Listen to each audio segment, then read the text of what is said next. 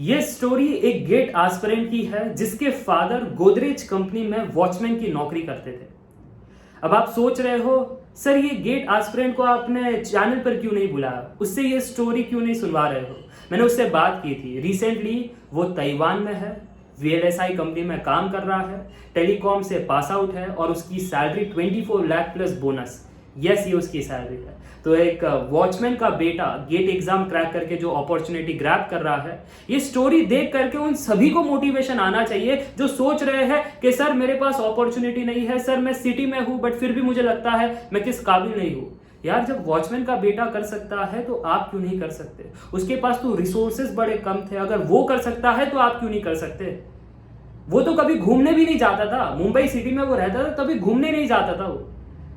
आप समझ रहे हो कि आप सीधा उसको फॉरेन में जॉब मिली है। That is the opportunity you get through GATE 2022 score. ठीक है, अच्छा बताता हूं उसकी स्टोरी कुछ इस प्रकार है कि वो इंजीनियरिंग कर रहा था इन टेलीकॉम। तो आपको मालूम है कि टेलीकॉम की कंपनीज बड़ी कम हो चुकी है, तो वहां पर अच्छी नौकरी नहीं मिल रही थी और उसका एक ही एम था कि मुझे जाना है तो कोर में जाना है। बट फिर आपको मालूम है जब आप मिडिल क्लास में रहते हो तो जॉब सिक्योरिटी बड़ा एक इंपॉर्टेंट मुद्दा हो जाता है घर पे। तो उसने सोचा 4th ईयर में मुझे एक जॉब तो लेनी है, भले कोई भी मिल जाए। तो उसको एक आईटी जॉब मिली थी, एक्सेंचर कंपनी है, तो उसमें उसे 3 लाख का पैकेज मिल गया था, तो एक जॉब सिक्योरिटी उसके पास थी। बट मन में वो कीड़ा था, यार मुझे तो जाना है कोर कंपनी में और कैसे भी होगा मैं चला जाऊंगा, यार मेहनत होगी तो कर लूंगा, बस मेहनत ही तो है ना, और क्या, और कौन सा रिस्क इन्वॉल्व है। गरीब के पास खोने को कुछ नहीं होता है, ये बड़ा इंपॉर्टेंट है। खोने को है ही क्या। अमीरों को डर लगा रहता है, अरे मेरा छोटा सा साम्राज्य है ना, खो गया तो फिर वापस कैसे खड़ा करूंगा। गरीब को कोई टेंशन नहीं है। तो उसने सोचा चला 4th ईयर में मेरे पास नौकरी भी है, अब मेरे पास गेट एग्जाम के थ्रू मैं जा भी सकता हूँ कोर में, करूँ तो करूँ क्या।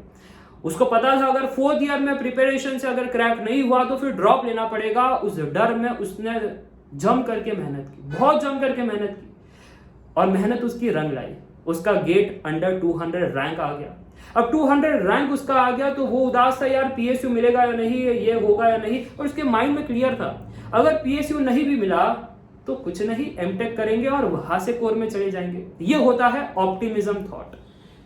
ठीक है, ये होता है ऑप्टिमिज्म थॉट, क्योंकि उस समय में थोड़ा सा जॉब क्राइसिस भी था। तो उसने फिर आईआईटी बॉम्बे से रिसर्च ऑप्ट किया, वो उसको आराम से मिल गया। उसने सोचा रिसर्च ही कर लेता हूं तो बेटर अपॉर्चुनिटी मिलेगी। पीएसयू में ग्रोथ थोड़ी सी कम होती है, जॉब सिक्योरिटी तो है बट वो ग्रोथ ओरिएंटेड भी तो पर्सन था, क्योंकि वो रिस्क लेने को रेडी था। रिस्क और ग्रोथ साइमल्टेनियसली चलते हैं, जितना रिस्क उतना ज्यादा ग्रोथ, कम रिस्क कम ग्रोथ। तो पीएसयू नौकरी में कम रिस्क है, इसके लिए ग्रोथ भी कम है, बट जॉब सिक्योरिटी है। जिनको दिमाग शांत चाहिए, काम आराम से चाहिए, फैमिली टाइम ज्यादा चाहिए, है ना, मतलब आराम की जिंदगी चाहिए, पीएसयू नौकरी इज गुड। उसका 3 साल आईआईटी रिसर्च में बीता। 3 साल बीतने के बाद उसने अच्छा परफॉर्म किया, अच्छा प्रोजेक्ट उसने बनाया और वो बता रहा था आईआईटी बॉम्बे में सिनेरियो कैसा है, कि प्रोफेसर्स कितने अच्छे हैं, कितना काम करते हैं प्रोफेसर, और कोई स्टूडेंट वहां पर अनप्लेज नहीं रहता। क्यों? क्योंकि प्रोफेसर्स के कनेक्शंस है बड़ी बड़ी कंपनियों में। तो एक बार ऐसा भी हुआ, कोई अनप्लेस था तो प्रोफेसर ने कॉल कर दिया, उसकी नौकरी लगा दी। यानी कंपनी आई थी सिर्फ वो अनप्लेस बच्चे को जॉब देने के लिए और वो कंपनी चली गई। ये पावर होता है आईआईटी टैग का। अब वो सब आकर के बता नहीं सकता, नहीं तो प्रोफेसर पर थोड़ा सा प्रॉब्लम हो जाएगा। ठीक है, तो मैं आपको बता रहा हूं। ये तो थी वो एक बात। दूसरी बात वो बता रहा था यहाँ पर जो प्रैक्टिकल एक्सपोजर मिलता है वो नेक्स्ट लेवल है। तीसरी बात वो बता रहा था यहाँ पर कंपटीशन हो ही नहीं सकता, सभी 9+ पॉइंटर है। आपके कॉलेज में कोई 7 है, कोई 8 है, कोई 6 है, कोई 9 है, कोई 10, यहाँ पर सभी 9+ पॉइंटर है। तो कंपटीशन किस चीज का? कंपटीशन सिर्फ स्किल लेवल पर होता है, थियोरेटिकल और बुकिश लेवल पर नहीं। जो ज्यादा स्किलफुल होता है, जिसने ज्यादा अच्छे प्रोजेक्ट्स किए हैं, उसको अच्छी नौकरी मिलती है, और जिसने नहीं किया उसको कम दर्जे की नौकरी मिलती है। यानी वहां पर भी पैकेज का रेंज है, कोई 10 लाख का पैकेज ग्रैब करता है, कोई 20, कोई 50, कोई करोड़ तक का पैकेज होता है। ये मुझे उससे पता चला था जब वो कह रहा था कि कंप्यूटर्स में ज्यादा ऐसे अपॉर्चुनिटी, कि कंप्यूटर्स के बच्चे पीएसयू इसलिए नहीं जाते क्योंकि एमटेक करने के बाद 50, 80, 90 लाख का उनको पैकेज मिल जाता है through various IT firms, through various banking firms, क्योंकि हर जगह सॉफ्टवेयर सोल्यूशन लगता है।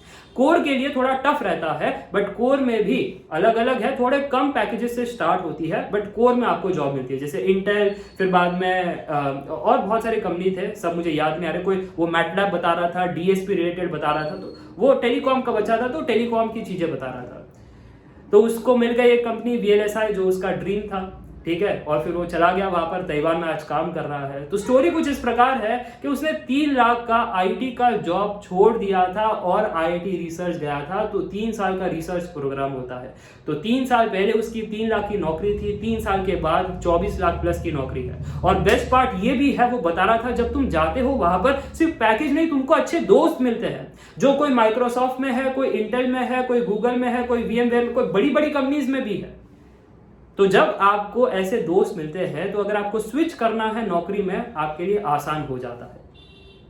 आप समझ रहे हो इतनी सारी बात, ये अनटोल्ड है। यूट्यूब पर आकर कौन बताएगा? बड़ी बड़ी कोचिंग तो बताएंगे हमने रैंकर क्रिएट कर दी, बट उसके अंदर क्या डिफरेंट काइंड ऑफ पैकेजेस होते हैं, डिफरेंट मेहनत होती है, क्यों जाना चाहिए, क्यों नहीं जाना चाहिए, सर सभी डिस्कस होना चाहिए। और प्रॉब्लम क्या है, मान लो मेजॉरिटी लोग गंद फैलाते हैं इन चीजों में, अरे गेट एग्जाम के बाद कुछ नहीं रखा, एमटेक के बाद भी कुछ नहीं रखा। वो वही लोग होते हैं जो गेट एग्जाम तुक्के से पास होते हैं, जो एमटेक में भी बीटेक वाली हरकतें करते हैं। बीटेक में भी जस्ट पास हुए, लास्ट में पढ़ाई किया, एमटेक में भी वही करेंगे, और फिर कहेंगे एमटेक के बाद भी नौकरी नहीं लग रही है, कोई नौकरी दे ही नहीं रहा है। जब स्किल होगा तब तो नौकरी मिलेगी ना, जब मेहनत करोगे तब तो नौकरी मिलेगी ना, जब प्रोजेक्ट्स बनाओगे, प्रॉब्लम सॉल्व करोगे, तब तो आपकी वैल्यू बनेगी।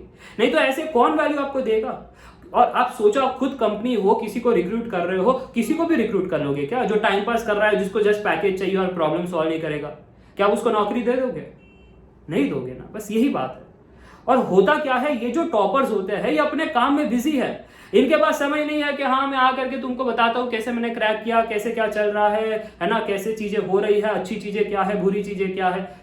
उनके पास समय नहीं है, वो बस अपने काम में बिजी है। और जिनका कुछ नहीं होता है, गेट क्रैक नहीं हुआ या हो करके अच्छा नहीं हुआ एमटेक में, वो ढिंडोरा पीटते रहते हैं यूट्यूब कमेंट्स में, टेलीग्राम ग्रुप में, व्हाट्सएप में, है ना, वीडियो बनाते हैं, एमटेक डन बट अनप्लेस्ड। और आपको लगता है ये क्योंकि बल्क में बातें कर रहे हैं तो यही सच है ना, बाकी कुछ रखा नहीं। अरे जो टॉपर्स है, जो अच्छा काम कर रहे हैं, उनके पास समय नहीं है बताने के लिए। तो आपको ये चीज समझनी पड़ेगी, इसलिए ये एक अवेयरनेस वीडियो भी है। That is the reality. So I hope you are motivated by the video of this GATE topper. उसका नाम तो मैं नहीं बताऊंगा, बट अगर वो देख रहा है तो जल्द से कमेंट करके बताना। बहुत मुश्किल होगा, वो बिजी रहता है काम में, हमारी भी मतलब महीनों में एक बार बात होती है। So that's it for today, meet in the next video, till then take care, bye bye for now.